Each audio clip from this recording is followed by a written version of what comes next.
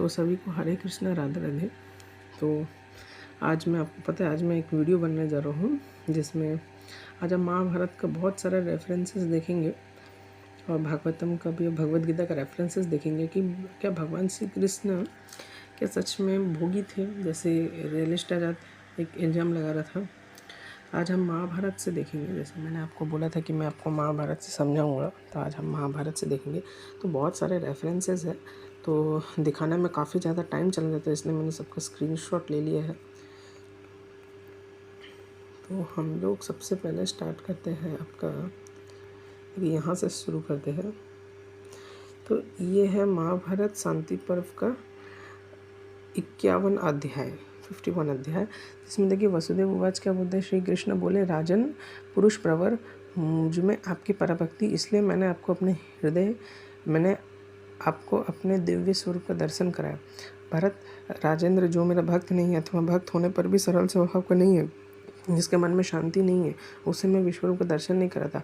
आप मेरे भक्त तो है ही, आपका स्वभाव भी सरल है, आप इंद्र, संयम, तपस्या, सत्य, दान में तत्पर रहने वाले तथा परम पवित्र है। तो इस हिसाब से पता चल जाता है कि भगवान का भक्त जो है उसका जो चेतना है परम पवित्र होना चाहिए, इंद्र, संयम करना, तपस्या करना है, तभी वो भगवान उसको विश्वरूप का दर्शन दिखाएंगे। इस हिसाब से प्रमाणित हो जाता है कि अगर सच में इतना अश्लीलता सिखाता हमको स्क्रिप्चर्स, तो ऐसे ऐसे बातें क्यों लिखा रहता है। फिर दूसरा भी वही है, महाभारत का ही है, शांति पर्व का ही है, अध्याय 51 है। तो इसमें लिखा हुआ है कि भीष्म जी बोले, संपूर्ण लोगों की उत्पत्ति और प्रलय के अधिष्ठान भगवान श्री कृष्ण, आपको नमस्कार है। फिर ऋषिकेश, आप ही इस जगत की सृष्टा और संहार करने वाले हैं, आप कभी पराजय नहीं होते। तो यहाँ पे भगवान को देखिए ऋषिकेश करके बोला जा रहा है, देख रहे हैं ना। तो भगवान को ऋषिकेश से बोला जा रहा है, बोले 3 गुणों से अतीत आपको प्रणाम है। देखिए योगेश्वर से भी उनको यहाँ पे संबंधित किया गया है, ठीक है। ऋषिकेश का मतलब क्या होता है, ऋषिकेश का मतलब है कि संपूर्ण इंद्रियों के स्वामी, सारे इंद्रियों के स्वामी हैं, उसको योगेश्वर कहते हैं। सॉरी उसको ऋषिकेश कहते हैं। योगेश्वर मतलब जो योग के ईश है, इवन उनको तो पुराणों में योगेश्वर भी बोला गया है ना। फिर हम आते महाभारत शांति पर्व का अध्याय 207 का अध्याय आप देखेंगे। तो यहाँ पे भगवान को युधिष्ठिर ने कहा, भरत श्रेष्ठ, महाप्राज्ञ पितामह, कमल नयन भगवान श्री कृष्ण अपनी महिमा से कभी च्युत न होने वाले, सबके कर्ता, अकृत, नित्य, सिद्ध, सर्वव्यापी तथा संपूर्ण भूतों की उत्पत्ति प्रलय के स्थान है। वे कभी किसी से पराजित नहीं होते। ये ही नारायण, ऋषिकेश, गोविंद और केशव है, इन आदि नामों से विख्यात है। मैं इनके स्वरूप तात्विक विवेचन सुनना चाहता हूँ। युधिष्ठिर, मैंने इस विवेचन का विवेचन जगमी दनी नंदन परशुराम, देवर्षि नारद और श्री कृष्ण द्वापन के मुँह से सुना है। तभी पढ़ लीजिए, श्री कृष्ण सबके ईश्वर और प्रभु है। श्रुति में पुरुष एवं सूर्य इत्यादि वचनों में सर्वव्यापी कृष्ण की महिमा नाना प्रकार से की गई है। यहाँ पर भी देखिए भगवान श्री कृष्ण को क्या बोला जा रहा है कि अपनी महिमा से ना च्युत होने वाले, यहाँ पे भी उनको ऋषिकेश बोला जा रहा है। फिर हम आते हैं महाभारत का द्रोण पर्व का अध्याय, महाभारत का द्रोण पर्व का अध्याय 11 में आते हैं। तो इसमें लिखा है कि संजय, उस दिन मेरी सभा में कमल नयन श्री कृष्ण जो महान आचार्य प्रकट किया था, उसे मैंने इस संसार में उनके सिवा दूसरा कौन हो सकता है। मैंने प्रसन्न होकर भक्ति भाव से भगवान श्री कृष्ण के उस ईश्वरीय रूप जो दर्शन किए, वो सब मुझसे आज भी अच्छी तरह स्मरण है। मैंने उस प्रत्यक्ष की भांति जान लिया था। अब ये सब आप पढ़ लीजिएगा नीचे, बुलाने पर भी। अच्छा ठीक है। वनमाला और हल धारण कर वीर कैलाश शिखर के सामने गौरवान है, उनके 10,000 हाथियों का बलवान है, वे भी उसी पक्ष में रहे जहाँ श्री कृष्ण है। देखिए यहाँ पे भी देखिए कितना महिमा हो रहा है, ठीक है।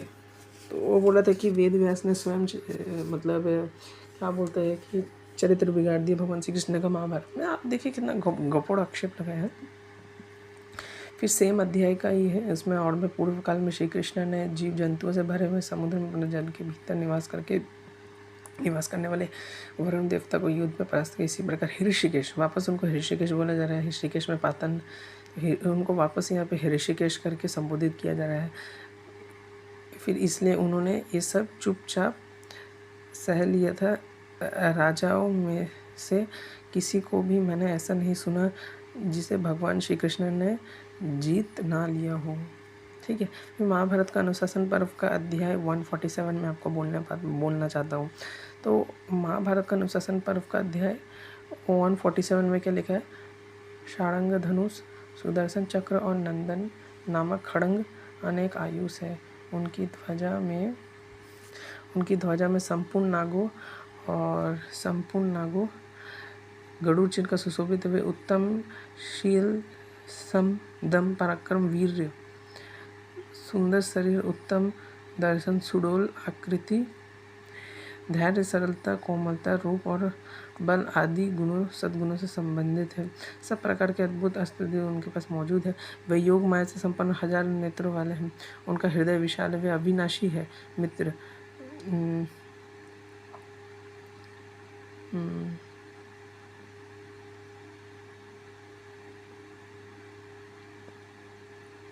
फिर वे युग में ब्राह्मण वेदों के उद्धार करने वाले, भयातर पुरुषों को और मित्रों को आनंद बढ़ाने वाले, वे समस्त प्राणियों को शरण देने वाले, दीन दुखियों का पालन करने वाले, शास्त्रज्ञ, संपन्न, धनवान, सर्वभूत वंदित, शरण में आए हुए शत्रुओं को भी वर देने वाले, धर्मज्ञ, नीतिज्ञ, नीतिमान, ब्रह्मवादी और जितेंद्रिय हैं। अब बोला जा रहा है कि शारंग धनुष, सुदर्शन चक्र और नंदक नामक खड़ग उनके आयुध है। उनकी ध्वजा में, तो उनका वेपन्स के बारे में बात किया जा रहा है। ठीक है, फिर मैं आता हूँ, ये सेम ही अध्याय का है। ठीक है, उसी अध्याय का ये की इशू है आज। फिर अब अगर यहाँ पे पढ़ेंगे तो महेश्वर ने कहा, मुनीश्वर भगवान मुनिवरों, भगवान सनातन पुरुष श्री हरि ब्रह्मा जी से भी श्रेष्ठ है। वे श्री हरि जम्बूनंद नामक स्वर्ण के समान श्याम कांति से युक्त है, जिनके बादल के आकारों में उदित सूर्य के समान तेजस्वी है। उनकी भुजाएं 10 है। वे महान तेजस्वी है। देव द्रोहियों का नाश करने वाले श्रीवत्सित भूषण भगवान ऋषिकेश संपूर्ण देवताओं द्वारा पूजित है। ब्रह्मा उनके उदर से और मस्तक से प्रकट हुए, फिर सिर से केशव, ये सब आप देख लीजिए। फिर समस्त ऋषि और सनातन रूप से उत्पन्न हुए श्रीहरि स्वयं ही संपूर्ण देवताओं के गृह और ब्रह्मा जी के भी निवास स्थान है। तो देखिए कितना सुंदर तरीके से बोला जा रहा है। फिर ये महाभारत का अनुशासन पर्व का विष्णु सहस्त्र नाम है। विष्णु सहस्त्र नाम का अध्याय 149 है। ठीक है, तो विष्णु सहस्त्र नाम का अध्याय 149 है। तो आप ये देख लीजिए। तो इसमें मैं आपको ये दिखाना चाह रहा था कि यहाँ पे जैसे है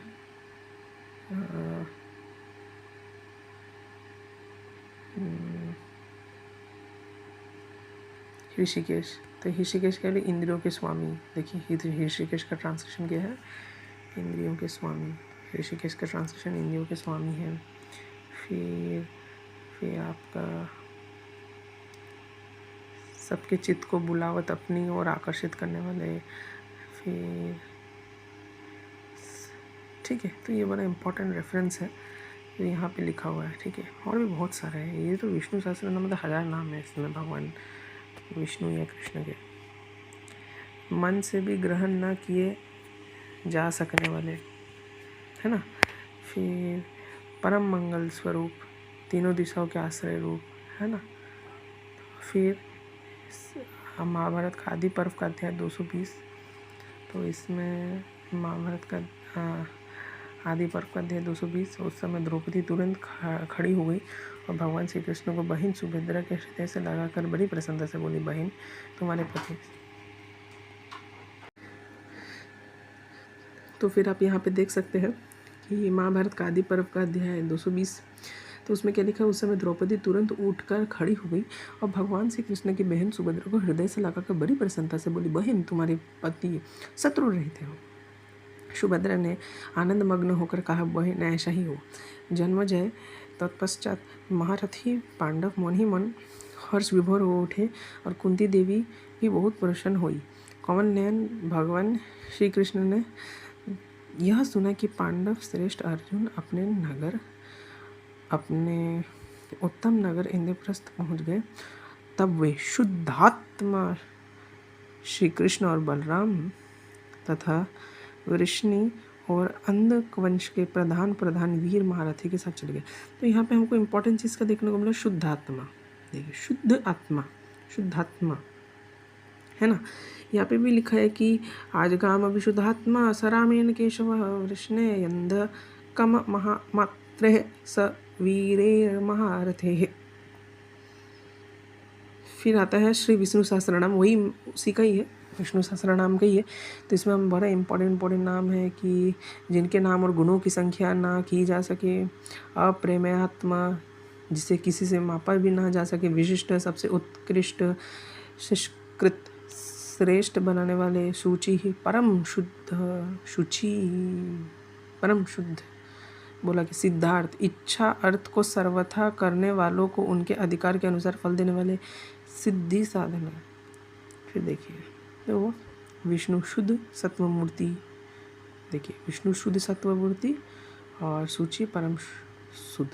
ठीक है, ये वापस विष्णु सहस्त्रनाम का है, संख्या वंख्या आप लोग देख लीजिएगा। तो इसी विष्णु सहस्त्रनाम में यहाँ पे क्या लिखा, विशुद्धात्मा परम शुद्ध निर्मल, देख लीजिए परम शुद्ध निर्मल आत्मस्वरूप। फिर विशुद्धन स्मरण मात्र से समस्त पापों का नाश करने, भक्तों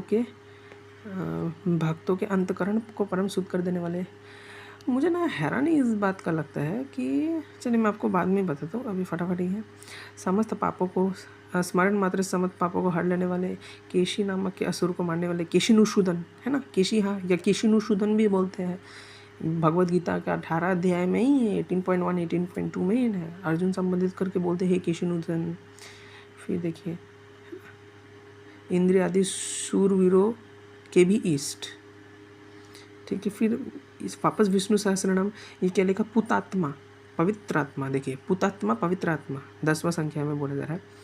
ठीक है ना, ये सब महाभारत का अनुशासन पर्व का अध्याय 149 गीता प्रेस है। देखिए क्या बोला गया यहाँ पे वापस, अनघ का मतलब क्या हुआ, पाप रहित। देखिए बोला जा रहा है ना पाप रहित, बोला जा रहा है ना पाप रहित, समस्त भूतों को जीतने वाले है ना।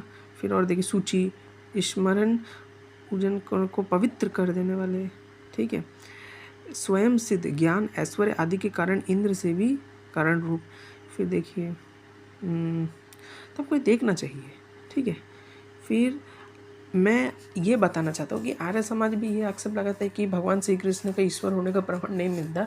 इससे बड़ा कोड़ा गप और गंवार बात क्या हो सकता है, इससे बड़ा कोड़ा गप गंवार बात क्या हो सकता है। क्योंकि यहाँ पे हम देख सकते हैं कि भगवान करके पुकारा जा रहा है, हर समय भगवान करके सर्वज्ञता। तो बोल रहा था कि कृष्ण का ईश्वर नहीं है, तो उसमें भी हो सके तो मैं वीडियो लेकर आ सकता हूँ, लेकिन इसमें भी सिद्ध ही हो जा रहा है। देवर्षि जो लोग योग और महाज्ञानी को जानते हैं तथा मेरे अंश रूप में स्थित उनके प्रसाद को तुम मेरे ही कृपा प्रसाद समझो, ऐसा कहकर भूत भावन भगवान विष्णु का वहाँ से चला गया था। युधिष्ठिर तुम भी संपूर्ण इंद्रियों के स्वामी भगवान देव की श्री कृष्ण के शरण में जाओ। ठीक है, तो ये है महाभारत का शांति पर्व का अध्याय 207। ठीक है, ये महाभारत के भीष्म पर्व का अध्याय 66। तो ततः वेदों के पारंगत विद्वान महर्षियों ने तथा मैंने तुमको मना किया था कि तुम धनुर्धन भगवान वासुदेव के साथ विरोध ना करो, पांडव के साथ लोहा ना लो, परंतु मोहवश तुमने इन बातों को कोई मूल्य नहीं समझा। मैं समझता हूँ कि तुम कोई क्रूर राक्षस हो, क्योंकि राक्षसों के समान तुम्हारी बुद्धि सदा तमोगुण से अच्छन है। तुम भगवान गोविंद तथा पांडु नंदन धनंजय से द्वेष करते हो।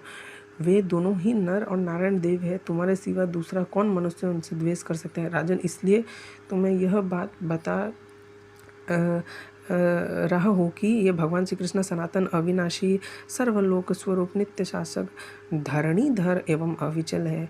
ये चराचर गुरु भगवान श्री हरि तीनों लोकों को धारण करने वाले हैं।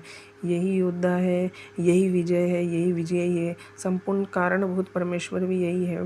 राजन, ये श्री हरि सर्वरूप और तम एवं राग से रहित है। जहाँ श्री कृष्ण वहाँ धर्म, और जहाँ धर्म है वहाँ विजय। अनेक महात्मा योग से और आत्म स्वरूप से समस्त पांडव सुरक्षित है राजन, इसलिए इनकी विजय होगी।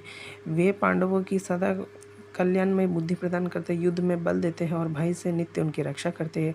भारत है ना, भरत के वंशज भारत, जिनके विषय में तुम मुझसे पूछ रहे हो, वे सनातन देवता सर्वगुह्यमय कल्याण स्वरूप परमात्मा ही वासुदेव नाम से जानने योग्य है। तो मुझे एकदम समझ नहीं आ रहा ये चीज़ कि यहाँ पे तो ईश्वर का प्रमाणित हो गया भगवान श्री कृष्ण का, तो आर्य समाज मतलब किस किस का मूल्य है? हाँ, मैं इनका आर्य ग्रंथ से दिखा दे रहा हूँ। एक ही साथ दो लोग, एक ही तीर से दो निशाना लग रहा है यहाँ पे। ये ही पुरुष नाम से कहे जाते, किंतु इनका वास्तविक रूप जाना नहीं जा सकता। यही विश्व सृष्टा ब्रह्मा जी के द्वारा परम सुख, परम तेज और परम सत्य कहे गए हैं, इसलिए ये मनुष्य है। ऐसा कहकर इंद्र आदि संपूर्ण देवता तथा संसार के मनुष्यों को अमित पराक्रमी भगवान श्री कृष्ण, भगवान वसुदेव की अवहेलना नहीं करनी चाहिए। वासुदेव जो संपूर्ण इंद्रियों के स्वामी, इन भगवान वासुदेव केवल मनुष्य कहता है वह मूर्ख है। तो आई थिंक आर्य समाज को ये श्लोक अब देखना चाहिए, है ना। तो ये मतलब मैं क्या ही बोलूँ मैं, है ना, क्या ही बोलूँ मैं। देखिए, है ना, भगवान वसुदेव तो साक्षात परमात्मा योग सत्य से संपन्न होने के कारण उन्होंने मानव शरीर में प्रवेश किया है। जो उनकी अवहेलना करता है ज्ञानी पुरुष तमो को नहीं बताते हैं। जो चराचर स्वरूप श्रीवत्स चिन्ह भूषित उत्तम कांति से संपन्न भगवान पद्मनाभ को नहीं जानता। पद्मनाभ स्वामी केरला में मंदिर है, तो वहाँ पे भी उनको पद्मनाभ भी बोलते हैं ना। भगवान पद्मनाभ को भी नहीं जानता, उसे विद्वान पुरुष तमोगुणी कहते। देख लीजिए, मैंने वही बोला ना कि भागवतम में क्या लिखा है कि जो चांडल कृष्ण भक्ति करता है, जो चांडल भक्ति करता है वो उस ब्राह्मण से भी श्रेष्ठ है जो ब्राह्मण कृष्ण तत्व को नहीं जानता। जो किराट और कौस्तुभमणि, जो किरीट और कौस्तुभमणि, द किरीट मतलब किरीट मुकुट एक होता है ना, रेक्टेंगल टाइप का एक मुकुट हुआ ना, मतलब ऐसे कुछ फ्रस्टम टाइप का एक मुकुट हो, फ्रस्टम वो कोन की तरह एक लंबा सा एक मुकुट, किरीट मुकुट है, जैसे विठल जी पहनते हैं, ऐसे बड़ा सा किरीट मुकुट होता है। और कौस्तुभमणि धारण करने वाला तथा भक्तों को अभय देने वाले परमात्मा की अवहेलना करने वाला मनुष्य घोर नरक में डूबता है। ठीक है, फिर यहाँ पे क्या लिखा, महाभारत 20वां पर्व अध्याय 67।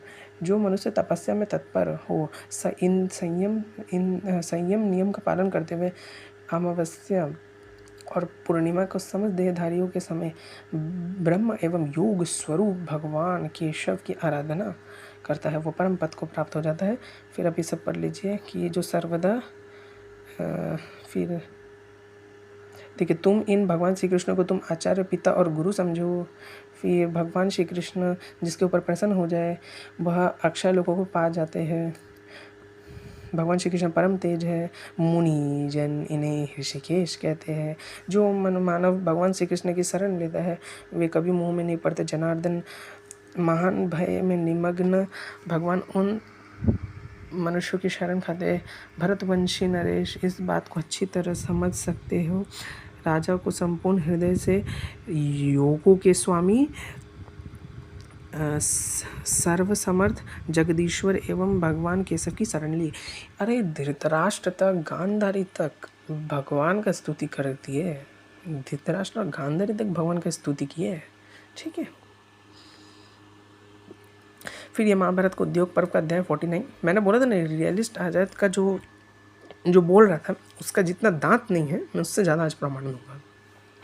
तो इन मनुष्य लोक में इन्हें इंद्र सहित संपूर्ण देवता और असुर भी नहीं जीत सकते। ये श्री कृष्ण नारायण है और अर्जुन नर माने गए हैं। नारायण और नर दोनों एक ही सत्ता है, परंतु लोक हित के लिए दोनों शरीर धारण करके प्रकट हुए। ये दोनों अपने सत्कर्म के प्रभाव से अक्षय और ध्रुव लोकों को व्याप्त करके स्थित है। लोक हित के लिए जब जब जहाँ जहाँ युद्ध का अवसर आता है तब तक वो वहाँ वहाँ बारंबार अवतार ग्रहण करते हैं। आप देख लीजिए, उसने फर्स्ट पॉइंट में एक वीडियो बनाया था कि नर नारायण से उसने एक चेरी पिकिंग करके ये बोल दिया कि महाभारत का वन पर्व का अर्जुनागमन पर्व है, उसका जो अध्याय 12 हुआ वन पर्व का, उसमें ऐसा लिखा है, ऐसा लिखा है, ऐसा लिखा है, तो उसका भी खंडन हो जाता है कि ये नर नारायण भी भगवान का अवतार है। दुष्टों का दमन करके साधु पुरुषों एवं धर्म का संरक्षण ही इनका कर्तव्य है। ये सारी बातें वेदों के ज्ञाता नारद जी ने समस्त वृष्णिवंशियों के सम्मुख कही है।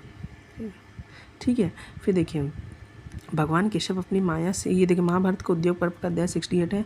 महायोगी श्रीहरि संपूर्ण जगत के स्वामी एवं ईश्वर होते हुए भी खेती को बढ़ाने वाले किसान के भांति सदा नए नए कर्मों का आरंभ करते रहते हैं। देखिए ये बड़ा इंपॉर्टेंट चीज़ है। भगवान केशव अपनी माया के प्रादुर्भाव से सब लोगों को मुंह में डालते हैं, किंतु जो मनुष्य केवल उन्हीं की शरण ले लेता है वे उनकी माया से मोहित नहीं होते। फिर यहाँ पे इसका रेफरेंस देखिए, एक मिनट प्लीज।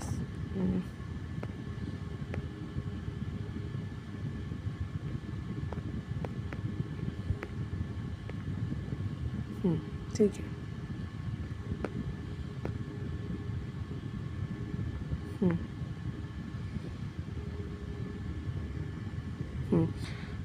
अच्छा, ये महाभारत का उद्योग पर्व का 68 है, ये भी पढ़ दिया। फिर ये पढ़ना था ना। ये उद्योग पर्व का 68 ही चल रहा है। एक और संपूर्ण जगत हो और दूसरी ओर अकेले भगवान श्री कृष्ण हो, जो सारभूत बल की दृष्टि से वे जनार्दन, भगवान जनार्दन ही संपूर्ण जगत से बढ़कर सिद्ध होंगे।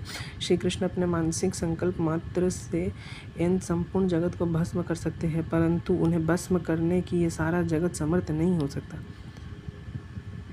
जिस ओर सत्य, धर्म, लज्जा और सरलता है, उसी ओर भगवान श्री कृष्ण रहते हैं, और जहाँ भगवान श्री कृष्ण है वहीं विजय है। समस्त प्राणियों के आत्मा पुरुषोत्तम भगवान श्री कृष्ण खेल सा करते हुए पृथ्वी, अंतरिक्ष और स्वर्गलोक का संचार करते हैं। वे इस समय समस्त लोक को मोहित करते हुए पांडवों को मिस से आपके धर्मपरायण मूढ़ पुत्रों को भस्म करना चाहते हैं। ये भगवान श्री कृष्ण ही अपने योग शांति के निरंतर काल चक्र, संचार चक्र तथा युग चक्र को घुमाते रहते हैं। फिर ये सेम ही अध्याय का चल रहा है। कौरवों पर उनका प्रभाव प्रकट नहीं है, पांडवों को वह अत्यंत प्रिय है। वे सबके आसारभूत बल को जानने के में समर्थ और तेज पुंज से प्रकाशित होने वाले महाबली भगवान श्री कृष्ण के अत्यंत भयंकर प्रतीत होने वाले नरकासुर, शंबासुर, कंस तथा शिशुपाल को भी खेल खेल में जीत लिया। पूर्णतः स्वाधीन एवं श्रेष्ठ स्वरूप पुरुषोत्तम श्री कृष्ण मन को संकल्प से ही भूतल, अंतरिक्ष तथा स्वर्ग लोक को भी अपने अधीन कर सकते हैं। राजन, आप जो बारंबार पांडवों के विषय में उनके सारे आसरभूत बल को जानने के मुझसे पूछ रहे हैं, वे सब संक्षिप्त में सुनिए। फिर ये महाभारत को उद्योग पर्व का अध्याय 68। अच्छा, मैंने ये चीज़ बोल दिया था ना कि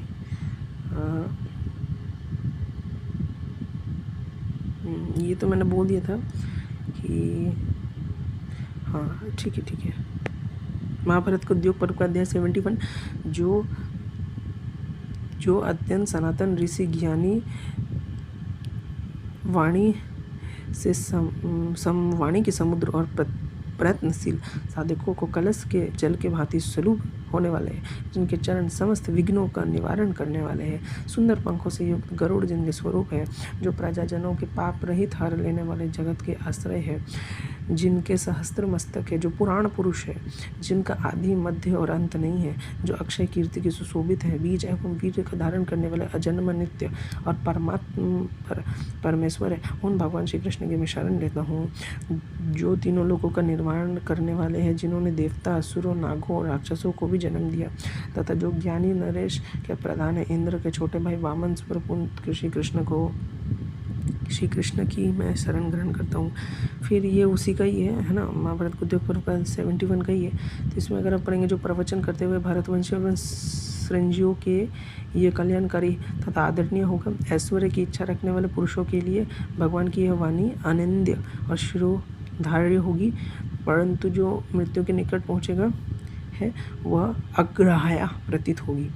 संसार के अद्वितीय वीर, सात्वत कुल के श्रेष्ठ पुरुष, यदुवंशियों के माननीय नेता, फिर शत्रु पक्ष के योद्धाओं को शुद्ध करने, उनका संहार करने तथा वैरियों के यश को बलपूर्वक, फिर ये क्या लिखा है पता नहीं, लेने वाले वह भगवान श्री कृष्ण यहाँ उदित होंगे। ठीक है। फिर अब देखिए महाभारत को उद्योग पर्व का अध्याय 90। देखिए महापुरुषों का कहना है कि अंतिम सुख दुख से अतीत स्थिति को प्राप्त ही वास्तविक सुख या दुख तथा सुख या दुख के बीच ही स्थिति का दुख है। बुआ, द्रौपदी सहित पांडवों ने तुम्हें प्रणाम कहलाया है और अपने सुख कुशल बताकर अपनी स्वस्थता भी सूचित की है। तुम शीघ्र ही देखोगी पांडव निरोग अवस्था में तुम्हारे सामने उपस्थित है। उनके संपूर्ण मनोरथ सिद्ध हो गए। वे शत्रुओं का संहार करके साम्राज्य लक्ष्मी से युक्त होकर संपूर्ण जगत को शास्त्र पद प्रतिष्ठित है। अगर आप ये पूरा पढ़ेंगे, महाभाव मधुसूदन जो पांडवों के लिए हितकर जैसे जैसे कार्य करना उचित वैसे वैसे करे, परंतु कृष्ण धर्म का न लोप करते हुए छल और कपट से दूर रहकर समय उचित कार्य करना चाहिए। परंतु कृष्ण धर्म का न लोप करते हुए छल से दूर रहकर समयोचित कार्य करना चाहिए। मैं तुम्हारी सत्यपरायणता और कुल मर्यादा का भी प्रभाव जानती हूँ। ठीक है, फिर आगे देखिए। फिर ये था तुम्हारा 102 और ये 103 के बाद प्रत्येक कार्य की व्यवस्था में मित्रों के संग्राम में तथा बुद्धि और पराक्रम में भी जो तुम्हारा अद्भुत प्रभाव था उससे मैं परिचित हूँ। हमारे कुल में तुम्हें धर्म हो, तुम ही सत्य हो और तुम ही महान तप हो, तुम ही रक्षक और तुम ही परब्रह्म परमात्मा हो। सब तुम में ही प्रतिष्ठित है। तुम जो कुछ कहते हो वह सब तुम्हारे सन्निधान में सत्य होकर ही रहेगा। किसी से पराजित न होने वाले वृषणी नंदन माधव, कौरवों के, पांडवों के तथा इस संपूर्ण जगत के तुम ही आश्रय हो। केशव, तुम्हारा प्रभाव और तुम्हारा बुद्धि बल भी तुम्हारे अनुरूप ही है।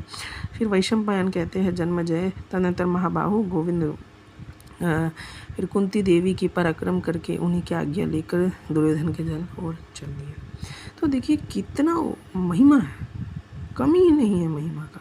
फिर देखिए उसी चैप्टर में मधुसूदन श्री कृष्ण जो समस्त प्राणियों के प्रति दयालु, लज्जाशील, महान अस्त्रवेत्ता, कोमल, सुकुमार, धार्मिक तथा मुझे विशेष प्रिय है, जो महाधनुर्धर, शूरवीर सहदेव, रणभूमि में शोभा पाने वाले, सभी भाइयों का सेवक, धर्म और अर्थ की विवेचना में कुशल तथा युवावस्था से युक्त, कल्याणकारी आचरण वाले, जिसे महात्मा सहदेव के आचरण व्यवहार की सभी भाई प्रशंसा करते हैं, जो बड़े भाई के प्रति अनुरुक्त युद्धों का नेता और मेरी सेवा में तत्पर रहने वाला उस मातृपुत्र वीर सहदेव को समाचार मुझे बताओ।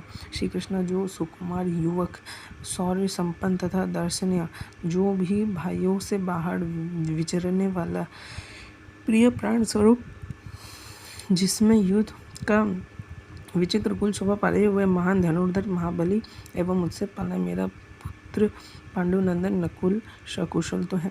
देखिए फिर श्री कृष्ण तो अर्जुन दो भुजाओं से युक्त होकर भी संपूर्ण प्राचीन काल भी सहस्त्र पूजाधारी कार्तवीर्य अर्जुन के साथ स्पर्धा रखता है। केशव जो भी 5 वेग 100 बाण, ये सब आप पढ़िए।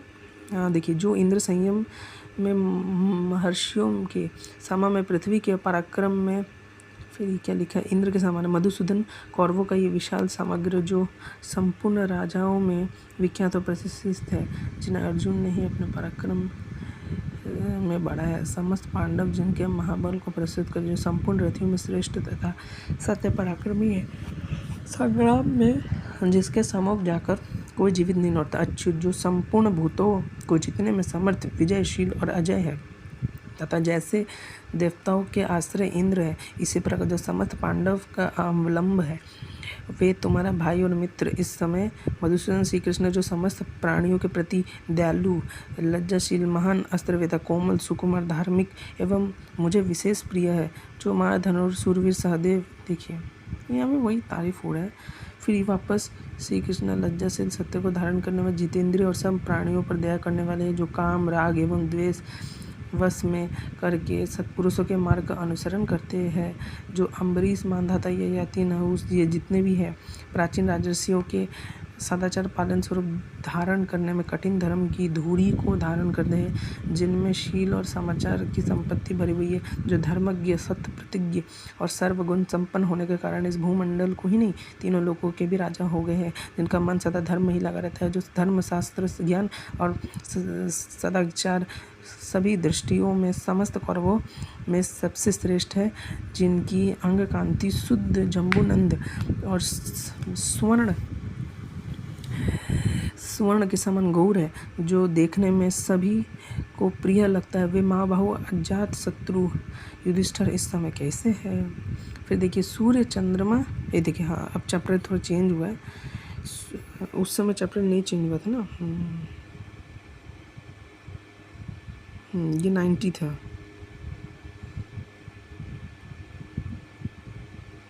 ये है महाभारत का सावा पर्व का अध्याय 38। सूर्य चंद्रमा नक्षत्र ग्रह दिशा और विदिशा सब उन्हीं में स्थित है।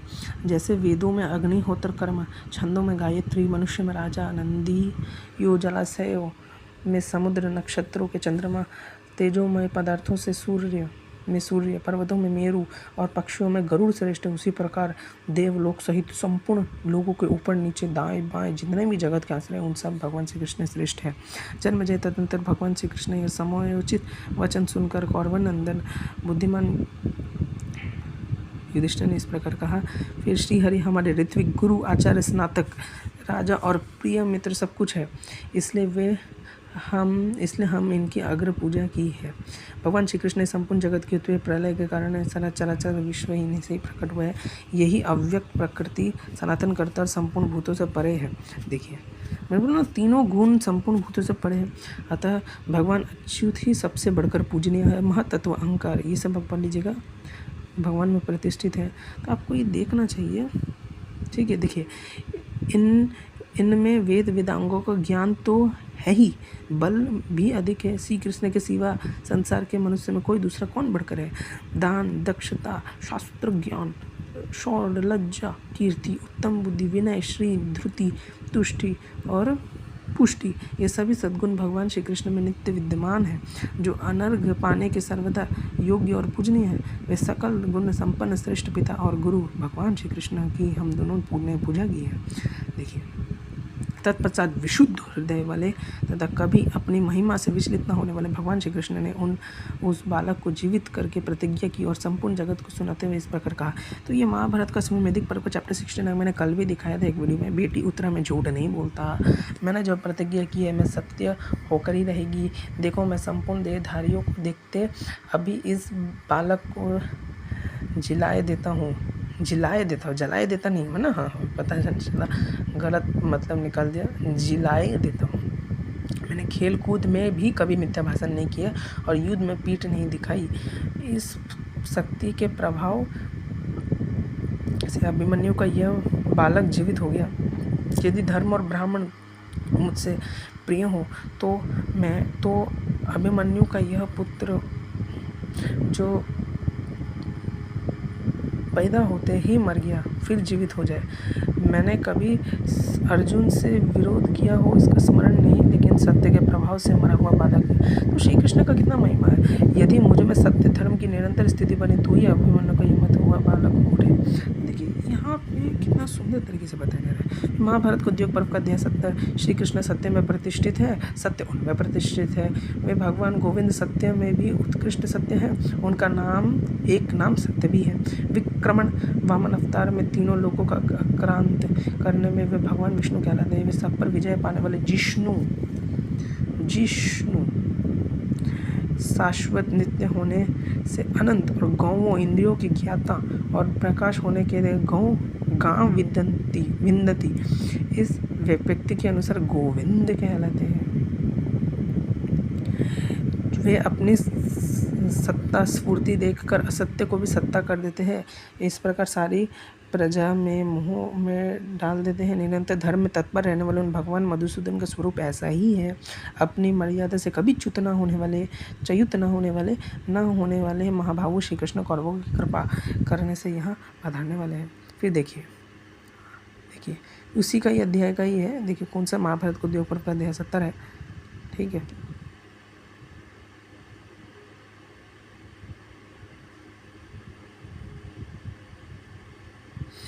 फिर अगर आप देखेंगे कि वे हर्ष अर्थात देखिए इन दोनों शब्दों के संयोग से दामोदर कहलाते हैं। फिर दामोदर है ना, दामोदर मतलब वो दामोदर एक लीला था। वे हर्ष अर्थात सुख से युक्त होने के कारण हर्षिक है और सुख ऐश्वर्य से संपन्न होने के कारण ईश कहलाते हैं। इस प्रकार भगवान ऋषिकेश नाम धारण किया है। देखिए अपनी दोनों बाहों द्वारा भगवान श्री कृष्ण ने इसका नाम महाबाहु है। देखिए, श्री कृष्ण कभी नीचे गिर के क्षीण नहीं होता, अतः अधो न क्षीणते जादू न विपत्ति के न अधोक्षज कहलाते। वे नरो जीवात्मा के अध्ययन आश्रय है, इसलिए उन्हें नारायण कहे गए। वे सर्वत्र परिपूर्ण और सबके निवास स्थान है, इसलिए पुरुष है, और सबके पुरुष के उत्तम होने के कारण उनकी पुरुषोत्तम संज्ञा है। वे सत और असत सबकी उत्पत्ति और लय के स्थान है और सर्वदा सबके ज्ञान रखने वाले, इसलिए उन्हें सर्व कहते हैं। फिर यहाँ पे और पढ़िए कि नित्य, फिर अविनाशी एवं भगवत धाम नाम पुंडरीकाक्ष है, उसमें स्थित होकर जो अक्षत भाव से विराजते हैं वे भगवान पुंडरीकाक्ष कहलाते हैं, अथवा पुंडरी कमल के समान उनके अक्षी नेत्र है, इसलिए उनका नाम पुंडरीकाक्ष है। 10 जनों में त्रास अर्जुन की यह पीड़ा तीन के कारण उनको जनार्दन कहते हैं। वे सत्य से कभी च्युत न होने वाले और न सत्य से कभी अलग ही है, इसलिए सद्भाव के संबंध से उनका नाम सात्वत आर्ष कहते हैं। वेद को उससे भाषित होने के कारण भगवान का एक नाम आर्षभ है। आर्षभ के योग से ही वे वृषभेषण हो कहलाते हैं। वृषभ का अर्थ है वेद सभी ईक्षण नेत्रों के समान उनका ज्ञापक और व्यक्ति व्युत्पत्ति के अनुसार वृषभेक्षण नाम की स्थित होती है। शत्रुओं पर विजय पाने वाले ये भगवान श्री कृष्ण किसी जन्मदाता के द्वारा जन्म नहीं ग्रहण करते, इसलिए अज कहलाते हैं। देवता स्वयं प्रकाश स्वरूप होते हैं, अतः उच्छिष्ट रूप में प्रकाशित होने के कारण भगवान श्री कृष्ण को उदर कहा गया। और दम इंद्र संयम नाम से गुण से संपूर्ण होने के कारण उनका नाम दाम है। इस प्रकार दाम और उदर उन दोनों शब्दों के संयोग से दामोदर है। वे हर्ष अर्थात सुख से युक्त हर्षक है और सुख ऐश्वर्य से संपन्न होने के कारण ईश कहते हैं। ऋषिकेश। फिर देखिए, संजय तुम भगवान श्री कृष्ण के धृतराष्ट्र बोले, देखिए धृतराष्ट्र महिमा कर रहे हैं। धृतराष्ट्र बोले, संजय तुम भगवान श्री कृष्ण के नाम और कर्मों के अभिप्राय जानते हो, अतः मेरे प्रश्नों के उत्तर एक बार पुनः कमल नयन भगवान श्री कृष्ण का वर्णन करो। राजा संजय ने कहा, राजन मैंने भगवान वसुदेव के नामों का मंगलमय विभक्ति सुन रखी है, इसलिए मेरा स्मरण उनको बता। वास्तव में तो भगवान श्री कृष्ण समस्त प्राणियों की पहुँच से परे, भगवान समस्त प्राणियों के निवास स्थान है, वे सभी भूत इसलिए वसु है। और ऐसा पढ़ लीजिए इसको। देखिए, भरत मौन ध्यान योग से उनका बोध अथवा आत्मा साक्षात होता है, इसलिए अपना नाम उन्हें माधव समझे।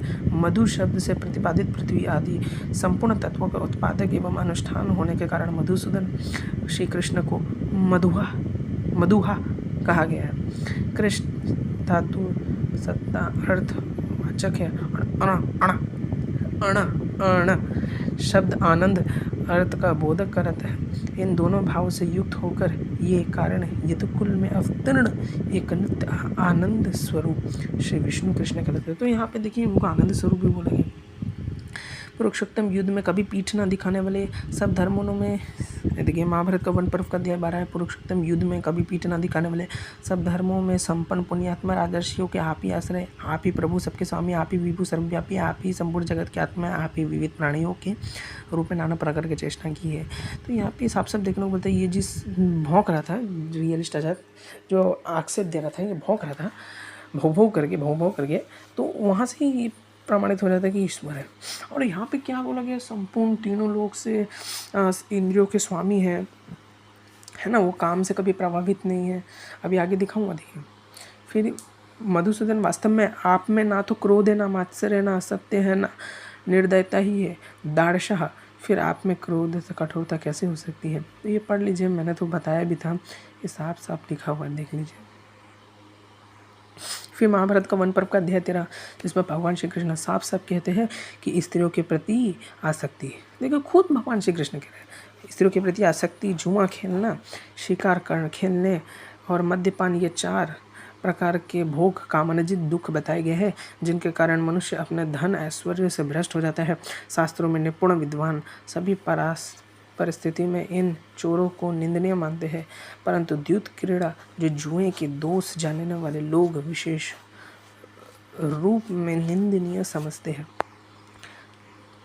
फिर देखिए, फिर ये अश्वमेधिक पर्व का 52 दीर्घ काल तक गुणों करने पर भी आपके गुणों को पार कर पाना संभव है। आप ही आत्मा परमात्मा कमल लेना, आपको नमस्कार है।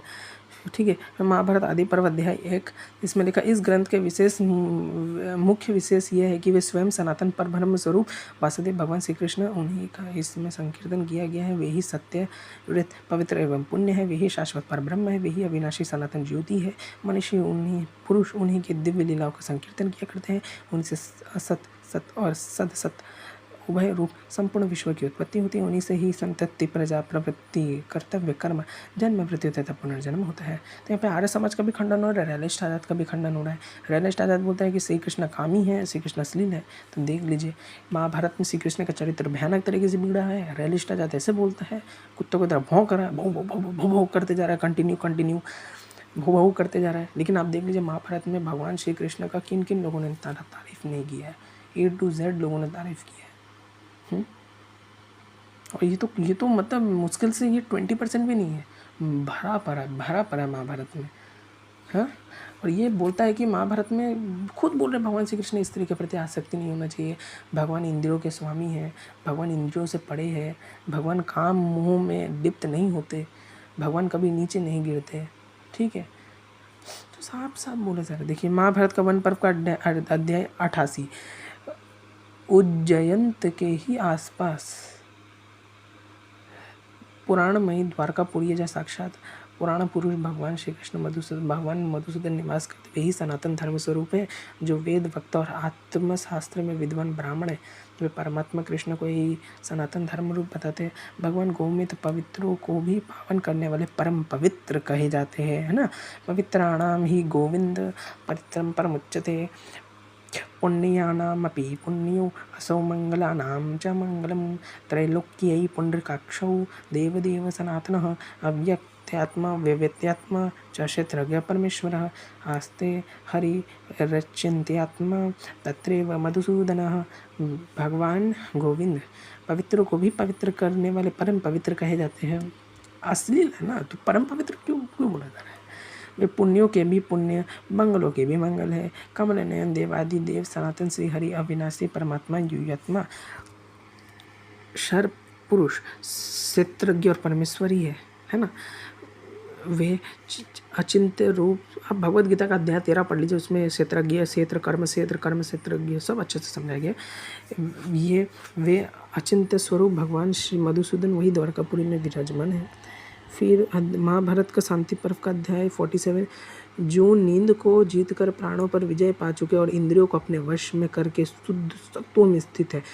देखिए ये ऐसा स्लोगन होगा, मुंह पे फेंक के मारिए, मतलब लीजिए मुंह पे फेंक के मारिए। जैसे जिस प्रकार आप पत्थर या ईंटा नहीं लेते, जो मुँह वैसे ही पत्थर और ईंटा मुंह पे फेंक के मारिए।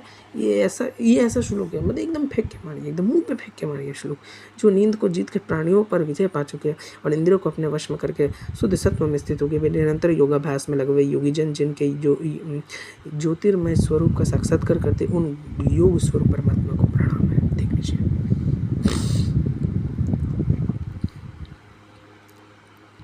और ऐसा नहीं बोला ये योगियों को बोला जा रहा है, कोमा भी लगा है तो भगवान को ही बोला जा रहा है। जो नींद को जग कर प्राणों पर विजय पा चुके और इंद्रियों को अपने वश में करके शुद्ध सत्व में स्थित हो गया, कोमा। वे निरंतर योगाभ्यास में लगे हुए योगीजन उनके ज्योतिर्मय स्वरूप को साक्षात्कार करते हैं, कोमा। उन भगवान परमात्मा को प्रणाम करते हैं। पुण्य और पाप को क्षय हो जाने पर पुनर्जन्म के भय से मुक्त हुए शांति चित्त सन्यासी जिन्हें प्राप्त करते हैं वो मोक्ष रूप परमेश्वर को नमस्कार है। सृष्टि के 1000 वर्ष बीतने पर प्रचंड ज्वाला युक्त प्रलय कालन अग्नि का रूप धारण कर जो संपूर्ण प्राणियों का संहार करते हैं, वह घोर स्वरूप परमात्मा को प्रणाम है। इस प्रकार संपूर्ण भूतों का भक्षण करके इस जगत का जलमय कर देता है और स्वयं बालक रूप धारण कर अक्षवैष्ठ पद पर शयन करते जो महाभाव बाल मुकुंद को नमस्कार है। जिस प्रकार विश्व टिका हुआ। अच्छा ठीक है समय से। फिर आई थिंक मुझे ये इसी का ही रेफरेंस है, ठीक है। अब मुझे ना कुछ मेरा रेफरेंस थोड़ा सा मुझे लग रहा है ना, एक बार चेक करके मैं अपडेट कर दूंगा अगर ज़रूरत रहा तो। भगवान विष्णु मंगलमय है, मधुसूदन मंगलमय है, कमल नयन मंगलमय है, गरुड़ध्वज मंगलमय है, जिनका सारा व्यवहार केवल धर्म के लिए ही है। उन वश में ही हुई इंद्रियों के द्वारा जो क्या लिखा है, गौरक्ष के साधनभूत गौक्ष मतलब मुझे लग रहा है गौरक्ष, देखता हूँ मैं।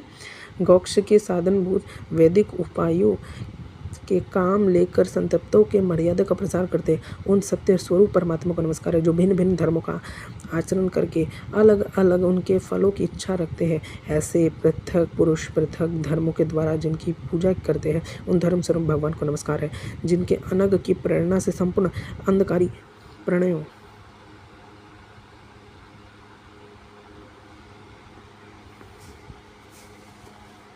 देखिए जिस अच्छा ये सॉरी उसमें आ गया, सॉरी फिर देखिए देखिए जिन भिन्न भिन्न धर्मों का आचरण करते हुए अलग अलग उनके फलों की इच्छा रखते हैं, जो ऐसे पृथक पुरुष धर्मों द्वारा जिनकी पूजा करते हैं उन धर्म स्वरूप भगवान को प्रणाम है, जिनके अनंग की प्रेरणा से संपूर्ण अंगकारी प्राणियों का जन्म होता है, जिससे समस्त जीव उन्मत्त हो उठते हैं। उस काम के रूप से प्रकट हुए परमेश्वर को नमस्कार है, जो दोस्तों जगत में अव्यक्त रूप में विराजमान है। और आप ये सब पढ़ लीजिएगा। देखिए जो सत रज व तम इन तीनों गुणों से भेद से त्रिविध प्रतीत होते हैं,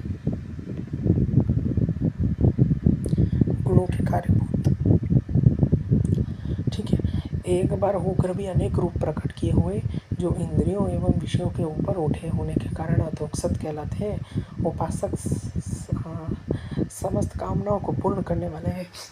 यज्ञ आदि कर्म और पूजन में लगे हुए अनन्य भक्त जिनका योजन करते हैं, जिन जगत का कोषागार करते, ये सब पढ़िए, जिनमें ये सब पढ़िए। और आप में मन और इंद्रियों को संयम में रखते हुए संपूर्ण देवता, अपने मन और यम को संयम में रखते हुए संपूर्ण देवता, असुर, गंधर्व बड़े बड़े मान सदा पूजा किया करते हैं। योगी जन्म मरण से रहित स्वयंभू एवं सनातन देवता है, जो इन चर्म चक्षुओं में देखना और बुद्धि के द्वारा संपूर्ण जानना संभव है। मेरे हिसाब से आर्य समाज और रियलिस्ट दोनों का बहुत भयानक खंडन हो चुका है। आर्य समाज तो मुँह दिखाने लायक नहीं रहेगा, लेकिन रियलिस्ट आजाद का भी खंडन हो गया, ठीक है।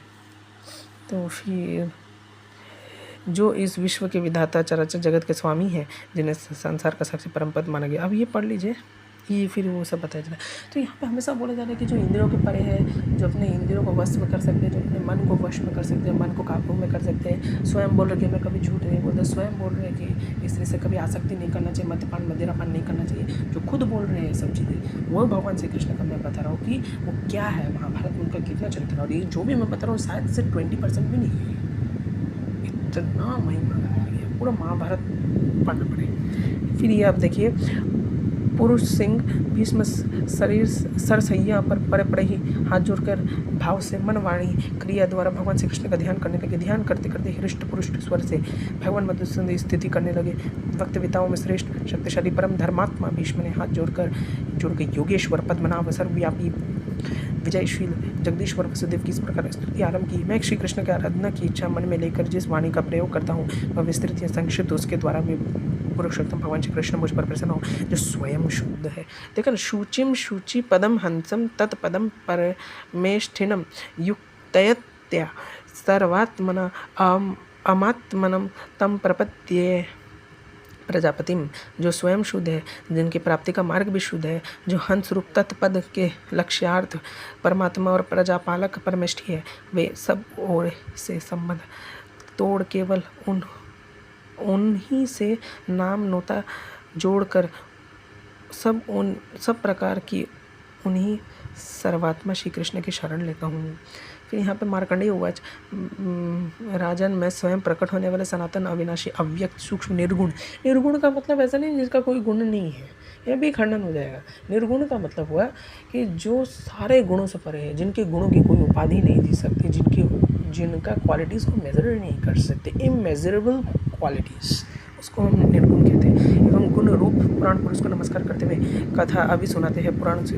यह जो हम लोग के पास बैठे पितामहधारी भगवान जनार्दन, यही संसार के ठीक है, सब आप पढ़ लीजिए। देखिए, ये पवित्र अचिंत्य एवं महान आश्चर्य में तत्व कहे जाते हैं, देख लीजिए, है ना। अचिंत्यम महताश्चर्यम पवित्रमिति चोच्यते, मार्कंडेय उवाच, है ना। फिर देखिए, इनका नादि अनाहत है, सर्वभूत स्वरूप अव्यय और अभी वे ही करता है, वो इनका कोई करता नहीं है। पुरुषार्थ में प्राप्ति के यही कारण है। फिर देखिए, राजन सुनिए, आपको तत्वज्ञान प्राप्त नहीं है। मेरे ज्ञान दृष्टि कभी लुप्त नहीं होते। जो मनुष्य तत्वज्ञान से शून्य है, जिनकी बुद्धि अज्ञानंधकार से विनष्ट हो चुकी है, वे भगवान श्री कृष्ण के वास्तविक स्वरूप को नहीं जान सकते। देखिए, तो ये श्लोक इन लोगों के लिए है। साफ साफ भगवान भी बोलते हैं कि जो जिसका चेतना शुद्धिकरण नहीं है, जो भगवान को ही गाली देगा तो भगवान उसको के सामने कैसे प्रकाशित होगा। That's all, that's simple. तात्म ज्ञान दृष्टि से ही प्राणियों को ये सब आप पढ़ लीजिए, ठीक है, ठीक है। तो देखिए, भक्ति का बात हो रहा है। महाराज आपका कल्याण हो, मैं कभी माया छल कपट का सेवन नहीं करता, मैं पाखंड पूर्ण कर्म का आचरण नहीं करता। भगवान श्री कृष्ण की भक्ति से मेरा अंतकरण शुद्ध हो गया है। अतः मैं शास्त्र के वचनों से भगवान श्री कृष्ण के स्वरूप का यथावत जानता हूँ। अब इसके बाद सबसे इम्पॉर्टेंट क्या होता है ना, कि मैंने तो भागवतम का आपको रेफरेंस दिया, और ये इतना समस्त पाखंडियों से मेरे निवेदन है कि कृपया ये पढ़े, है ना। रैलिस्ट आजाद आप ये पढ़ो, बहुत बड़ा गलती किया इसमें। इसका औकात कैसे होगी, इसने इतना चीप वीडियो बना के, कुछ भी चीप 2 कौड़ी का कौन सा कोई बुक है। वो लोग क्या करते हैं ना, चेरी पिकिंग करके जो भी मटेरियल, जो भी उनके मनगढ़ंत, जो भी चेरी पिकिंग करके मिलता रहा वो सब उल्टी कर देते हैं, ये प्रोपेगेंडा फैलाते हैं, ठीक है। अभी मैं आपको ये बताने वाला हूँ कि मैंने महाभारत से कितना प्रमाण दिया, वो भी 20% भी नहीं, 50% भी नहीं, शायद से 10% भी ना हो, 20% भी नहीं है। इतना प्रमाण है भगवान श्री कृष्ण का। योगेश्वर, स्त्रियों के प्रति आसक्ति नहीं रखना, आप हमेशा अपने काम को जीत लेना, क्या क्या नहीं बोला गया, अपने इंद्रियों को वश में कर लेने वाले, कितना तारीफ किया गया है। और अभी मैं आपको भागवत पुराण से दिखा रहा हूँ, ये भी इंपॉर्टेंट रेफरेंस है, मैं ये नहीं दिखा पाया था। हालांकि ये जो रेफरेंस है मैंने आपने खुद से नहीं ढूंढा, मैंने किसी और से लिया है, तो मैं आपको बताना चाह रहा हूँ। देखिए, तो 10वां स्कंद का उत्तरार्ध अगर आप पढ़ेंगे तो इसमें क्या लिखा, हे कमल नयन, मैं सुंदरी या गुणवती हूँ, इस पर आपकी दृष्टि नहीं जाती। देखिए, ख़त्म, फिनिश्ड। मेरे पास कोई शब्द ही नहीं है। यहाँ पे क्या लिखा है, 10.60। इसी में ये भी लिखा था कि मैं स्त्री लुलुप नहीं, कोई अलग चैप्टर में कहीं, तो कहीं इस चैप्टर में नहीं, लेकिन कोई अलग चैप्टर में लिखा था कि मैं स्त्री को लुलुप नहीं हूँ, स्त्री धन के लुलुप नहीं हूँ। पता नहीं कहाँ लिखा है, मैंने दिखाया भी था आपको पिछले वीडियो में। देखिए, हे कमल नयन, मैं सुंदरी या गुणवती हूँ, इस बात पर आप दृष्टि नहीं देते। मेरा मतलब, मैं अपना ये ऐसा श्लोक है ना, मतलब पाखंड का खंडन कर देता पूरा। अतएव आप मुंह पे फेंक के मारिए, मुंह पे फेंक के, मतलब आप मतलब मुंह पे फेंक के मारिए, मुंह पे उठा के मुंह पे फेंक के मारिए बस। हे कमल नयन, मैं सुंदरी हूँ या गुणवती हूँ, उस पर आपकी दृष्टि नहीं जाती। अतएव आपका उदासीन रहना स्वाभाविक है। फिर भी मैं यही चाहती हूँ कि आपके चरणों में मेरा स्वरूप दृढ़ अनुराग बना रहे। हे अम्बुजाक्ष, जब आप पृथ्वी की समृद्धि के लिए रजोगुण से युक्त होकर मुझे देखते हैं, तब मेरे ऊपर आपकी बहुत कृपा बढ़ती है। तो यहाँ पे साफ साफ बोला गया है कि रुक्मणी कितनी कोई सुंदर है, कुब्जा कैसी है, रुक्मणी कैसी है, भगवान तो उसमें दृष्टि नहीं देते हैं। अगर भगवान अश्लील होते, कोई अश्लील होता, अश्लीलियत करता, तो क्यों दृष्टि देगा, ऐसा क्यों लिखा है? समस्त पाखंडी से निवर्तन, ये जो ऐसा श्लोक है ना, ये पाखंड का खंडन कर देते हैं पूरा अच्छे से। फिर और देखिए, मैंने 10.60 में भी लिखा था कि तुम्हारे प्रति प्रेम और पावित्र भी भली भांति देख लिया। उल्टी सीधी बातें। देखिए, मैं मोक्ष के स्वामी लोगों के संसार पर जो सकाम पुरुष अनेक प्रकार के व्रत तपस्या करके दाम्पत्य जीवन में विशेष सुख की अभिलाषा से मेरा भजन करें, यही माया से मोहित है। माननीय प्रिय, मैं मोक्ष सदा संपूर्ण संपादक आश्रयवाद ईश्वर हूँ। मुझे परमात्मा को प्राप्त करने में जो भी लोग केवल विषय के साधन संपत्ति का अभिलाषा करते हैं, मेरी पराभक्ति नहीं जानते, वे मेरे मंदभागी है, क्योंकि विशेष सुख तो नरक और नर के समान सूकर कुकर आदि योनियों में भी प्राप्त हो जाती है, परंतु उन लोगों का मन तो विषय में ही लगा रहता है, इसलिए उनके नरक में जाना अच्छा पड़ता है। गृहेश्वरी प्राण प्रिय, शायद ये रुक्मणी जी को बोल रहे। पिछला श्लोक भी रुक्मणी श्री कृष्ण जी का संवाद है। ये बड़े आनंद की बात है कि तुमने अब तक निरंतर संसार साधन बंधन के मुक्त करने वाली मेरी सेवा की है। दुष्ट पुरुष ऐसा कभी नहीं कर सकते। जिन स्त्रियों का चित्त दूषित कामना से भरा हुआ है और अपनी इंद्रियों की तृप्ति में लगी रहती है, उनके कारण अनेक प्रकार के छंद रचित रहते हैं। ठीक है, वो आशंका मुझे इस बात का कहीं नहीं है, इसी अध्याय की चल रही है। ठीक है, 43। हाँ, उसी बात, तुमने मेरी प्राप्ति के लिए दूत को अपने गुप्त संदेश भेजा, परंतु जब मैंने पहुंचने पर विलम्ब होता है, तब तुमने यह सारा शहर सुना देखने लगा। तब तुमने अपने को सर्वांग सुंदर शरीर किसी दूसरे के योग्य न समझकर इसे छोड़ने का संकल्प कर लिया।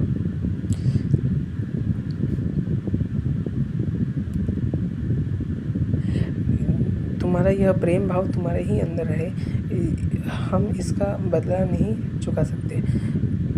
तुम्हारे इस सर्वभूत प्रेम भाव केवल अभिनंदन कर। श्री कृष्ण कहते परीक्षित, जगदीश्वर भगवान श्री कृष्ण आत्माराम में देख लीजिए, आत्माराम में वे ही मनुष्यों की लीला कर रहे हैं, तब उसमें दाम्पत्य प्रेम को बढ़ाने वाले विनोद भाव वार्तालाप भी करते हैं और इस प्रकार लक्ष्मी स्वरूपणी रुक्मणी जी के साथ विहार करते हैं।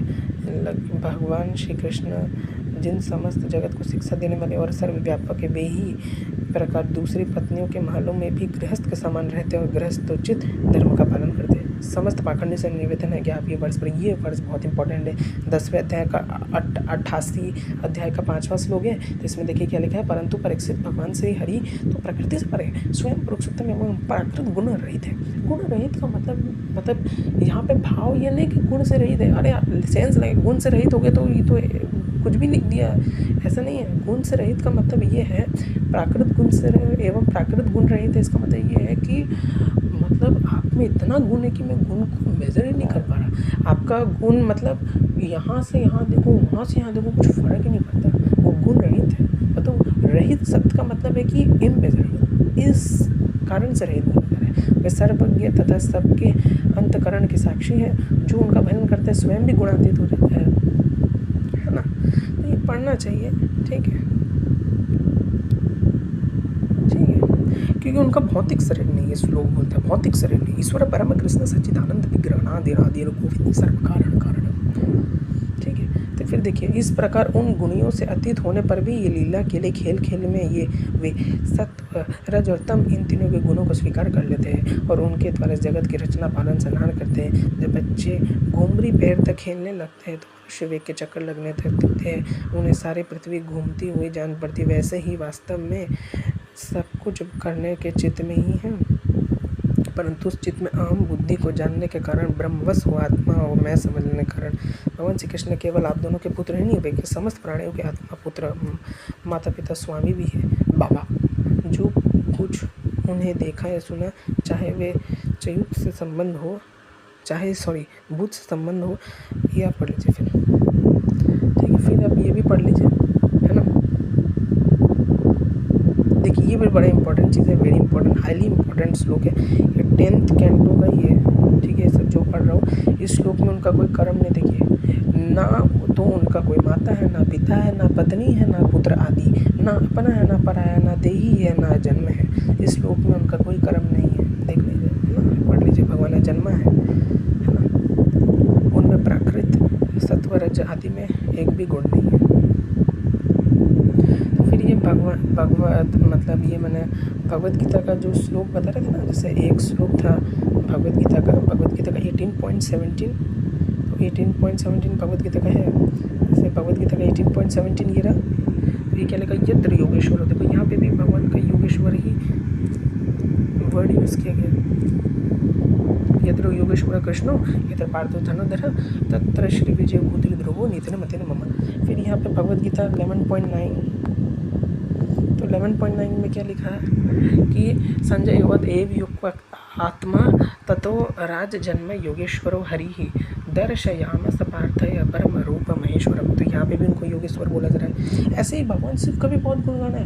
भगवान शिव को भी ये बोला गया है जो तीनों गुणों से परे है, जो अपने इंद्रियों को वश में लग रहे हैं, परम वैष्णव बोला गया है, जो अपने इंद्रियों को वश में कर ले। भगवान शिव का भी आनंद गुणगान है महाभारत में, क्योंकि लोग शिव जी में भी आक्षेप लगाते हैं, ये नवबौद्ध।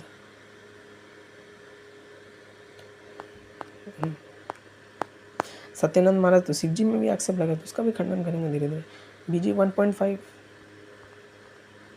देखिए 1.5 में क्या यूज़ हुआ है, पांचजन्य ऋषिकेशो देवदूत धनंजय पौंड्रम मौ महाशंखम हिमकर्मा वक्रोदरा।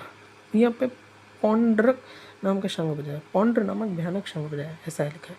तो ऋषिकेश उनको बोला गया है ना, जो कृष्ण जो भक्तों की इंद्रियों को निर्देश करते हैं और खुद इंद्रियों से परे हैं, इंद्रियों के स्वामी हैं। तो मेरा ये रेफरेंस जो है, आप देखिए पुराण क्या, तो सवाल उतना जो ब्रह्म वैवर्त पुराण में लिखा हुआ है, क्या उसमें भगवान श्री कृष्ण, देखिए ये जो क्वालिटीज़ यहाँ पे मैंने इतना दिखाया, चाहे भागवत पुराण हो, ब्रह्म वैवर्त पुराण हो, फिर आपका जो भी गोपियों के साथ लीला हो, ठीक है, माधुरी लीला हो, उन सब में भगवान Shri Krishna at an instant जब तक वो अवतार थे, हर एक इंस्टेंट में क्वालिटीज़ भगवान में थी। महाभारत में ऐसा नहीं कि महाभारत में कुछ और थे भगवान, ब्रह्म वैवर्त में चुपके से कुछ और हो गए हो, ऐसा नहीं है। हर जगह सेम है भगवान, वही भगवान सेम है, ठीक है, वही भगवान सेम है। ये जो वासुदेव भगवान है, वासुदेव भगवान जो इसमें जो क्वालिटीज़ बताई जा रही है वो सेम क्वालिटीज़ ब्रह्म वैवर्त में भी लागू करती है। और ब्रह्म वैवर्त पुराण तो मैंने आपको उन प्रभु जी का प्लेलिस्ट दिया, तो प्लेलिस्ट देख लीजिए, उन्होंने बहुत अच्छे से एक्सप्लेन किया है। फिर मैंने पुराण से भी और अच्छे से बनाया, अगर हो तो और अच्छे से बनाऊँगा। ऐसे ही मेरा वीडियो देखते रहें, तब तक सभी को हरे कृष्ण।